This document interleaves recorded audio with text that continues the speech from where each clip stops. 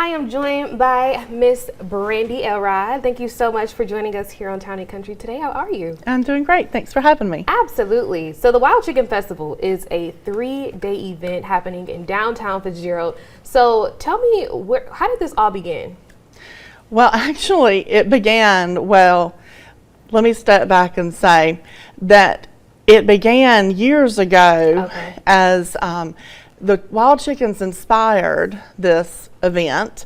The history of the chickens are that it was a Department of Natural Resources project that went awry. Okay. It didn't go quite as planned, and so the natural predators of the chickens that they were trying to incubate took over, and so they decided to abandon the project. Okay. And then they went to, they released them, and then the chickens migrated into town. Okay. and mixed with the domestic chickens. Yeah. And so now we have all of these little chickens, these wild chickens running around. So that's what inspired the festival. Yeah. And so I've been to Fitzgerald plenty of times, and I've definitely seen some wild chickens run around. Then as you go into the downtown area, there's this huge monument of a rooster, right? Yes. So what do you call him? Do you call him Mr. Rooster? Or? Rusty. Rusty, that's his name, Rusty. Rusty. Oh my gosh. Okay, so that's so funny. So what can we expect this year with the Wild Chicken Festival? Well, this year with Wild Chicken Festival, we have a lot of things going on. We're going to start off on Friday night with the Wild Chicken Street Dance. Got it. And that's going to feature Derek Dove and the Peacekeepers. Okay, and so going into the next day, because this is a 3-day event, so what's happening on Saturday?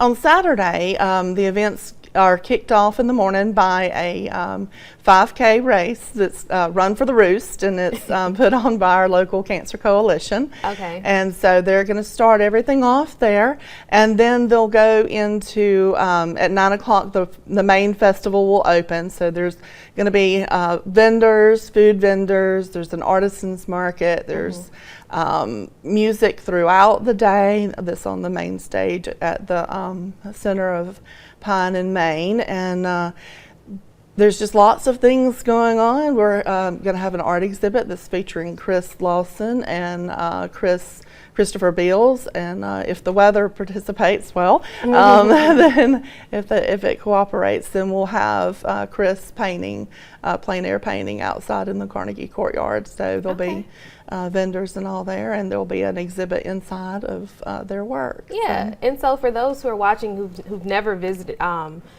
made a trip down to Fitzgerald, what would you say makes the city unique? Well, so the city is actually a colony city, and it was founded by Union soldiers after the Civil War, and it was all about reconciliation. So it was a bad time for our country, and the history of the city is about coming together again as a nation, and so you can find out more information about that at the Blue and Gray Museum. Okay. Now, how does the Wild Chicken Festival impact the local community and the businesses there? Well, it's very beneficial because it brings in lots of people from all over all over Georgia, Alabama, Florida, and elsewhere. So it's really good for our community. Okay, now Brandy, I'm just gonna say, since we're talking about the Wild Chicken Festival, you got me just thinking about Rusty. Or Roosty. What is the name? Rusty. Rusty. Sorry, Rusty. Why isn't it called Rusty Festival or the Rooster Festival? Well, the Wild Chicken Festival has been around for a lot longer than Rusty has. Okay, gotcha. So the Wild Chicken Festival actually took the place of the rattlesnake roundup years ago. Okay. So it's been going 20 plus years as the Wild Chicken Festival, and Rusty came to be. I think it was about 2020 is about when so he's fairly new. He's fairly new. He's a sight to see. So I was just like, well, why Yes. can't he have some little recognition? Yeah. Oh, he gets some recognition. Yeah. Believe me. I'm sure. He's a source of a contention. Absolutely. But, so tell us about the parking. Are there any special parking restrictions when coming to the festival? First come, first serve. There's okay. parking, all around the perimeter of the